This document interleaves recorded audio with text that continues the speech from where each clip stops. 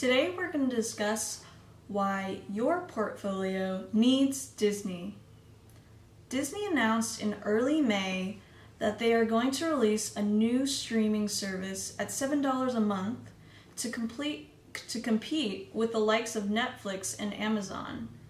Netflix's cheapest plan is $9 a month, $2 more than Disney's streaming service will be. The service will include new content, and Disney will be putting some of their older content on the platform. Additionally, in conjunction with this, they are going to be getting the rights back to some of the content that they licensed out for other streaming platforms, such as Netflix, this will only give them a greater advantage. Disney already has a competitive advantage due to the fact that they create and own a large majority stake of content. The announcement of this service led to a $7 increase in the majority in their stock price, and rightfully so. While the platform is expected to lose money for about 5 years, they have already started on their cost savings. If anyone were to succeed in this competitive landscape, it would be Disney. Along with their new streaming service, they have been breaking box office records with movies such as Captain Marvel and Avengers Endgame. The domestic box office is poised to pass $12 billion in 2012, and the new Avengers movie has already helped immensely in reaching that goal, or reaching that number, more precisely. Additionally, with their recent acquisition of Fox, they are poised to become an even more powerful presence in the box office, as well as in the entertainment industry in general. One of the reasons that Disney has excelled in the way that it has is due to its use of transmedia storytelling. Transmedia storytelling is a strategy to convey a world over multiple entertainment platforms. Say you have comics, film, and even theme parks. And onto the note of theme parks, Disney is adding, in addition to their theme parks, which is Star Wars Land. It's likely to draw in a large amount of customers and increase revenue. One of Disney's platforms, ESPN Plus, has already been thriving. It recently passed the 2 million subscriber mark in just under a year and is expected to keep growing. This shows how well Disney can be at presenting and executing on a new streaming platform. It should be no different for the Disney Plus service. This platform, in conjunction with their now majority-owned stake in Hulu, gives them a large advantage. Additionally, they would have the means to take Hulu global. Now, Fox was in a bidding war with Comcast over Sky, this other streaming platform that is heavily used in Europe, but they lost the bidding war. So Disney can use Hulu to gain a competitive edge in the European market.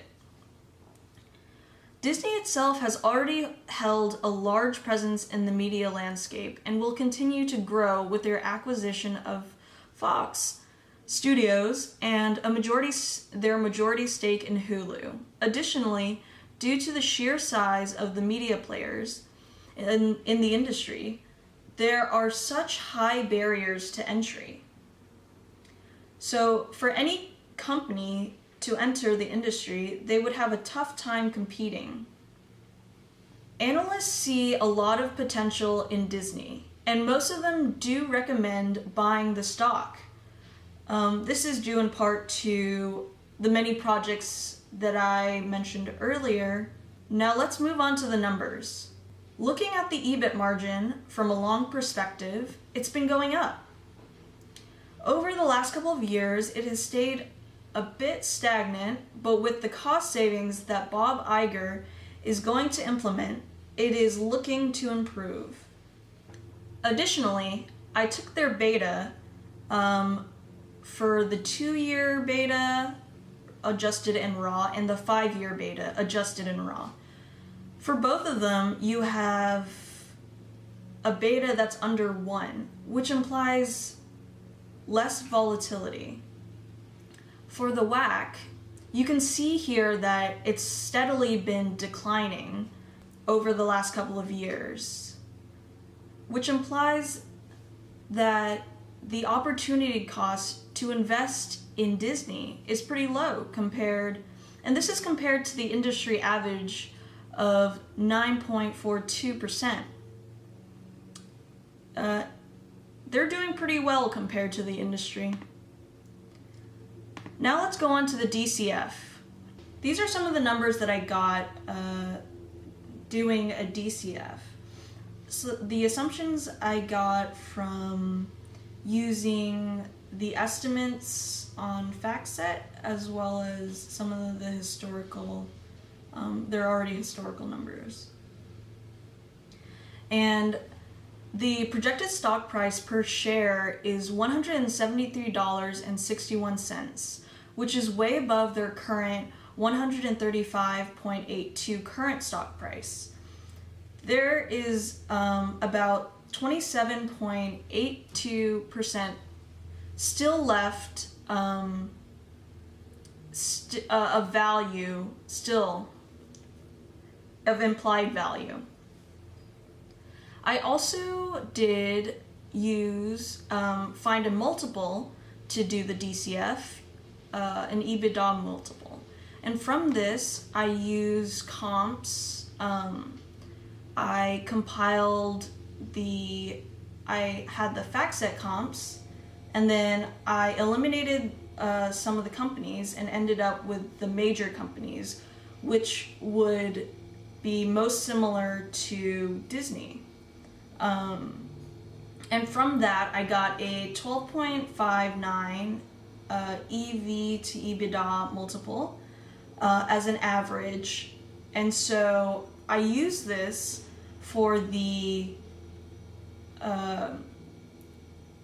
to get the enterprise value as well as the projected stock price. And from this, I got 153.07, which is still above the current price of 135.82. You still have that 12.7% of value there. This is why you should purchase Disney.